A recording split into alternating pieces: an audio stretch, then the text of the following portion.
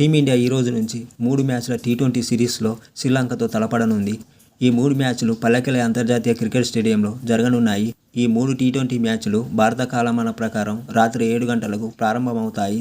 భారత క్రికెట్ జట్టుకు హెడ్ కోచ్గా గౌతమ్ గంభీర్కు ఇదే తొలి సిరీస్ కావడం విశేషం. కాగా శ్రీలంక పర్యటనకు భారత టీ20 కెప్టెన్గా సూర్యకుమార్ యాదవ్ను నియమించారు. 68 మ్యాచ్లు ఆడిన సూర్యకుమార్ యాదవ్ ఐసీసీ పురుషుల T20 cricketer of the year అవార్డును 2 సార్లు గెలుచుకున్నాడు.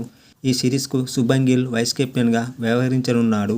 ఆల్రౌండర్ హార్దిక్ పాండ్యా, రిషబ్ పంత్, అక్షర్ పటేల్, హర్షదీప్ సింగ్, మొహమ్మద్ సిరాజ్లు ఈరోజు ఆడనున్నారు. మరోవైపు శ్రీలంక కూడా కొత్త కెప్టెన్ని ప్రకటించింది.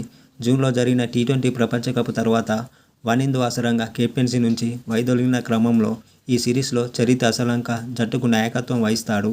ఈ ఏడాది ప్రారంభంలో బంగ్లాదేశ్తో జరిగిన 2 టీ20 మ్యాచ్లలో అసలంక శ్రీలంకకు నాయకత్వం వహించాడు. అక్కడ జట్టు ఒక మ్యాచ్ గెలిచి మరొక మ్యాచ్లో ఓడిపోయింది.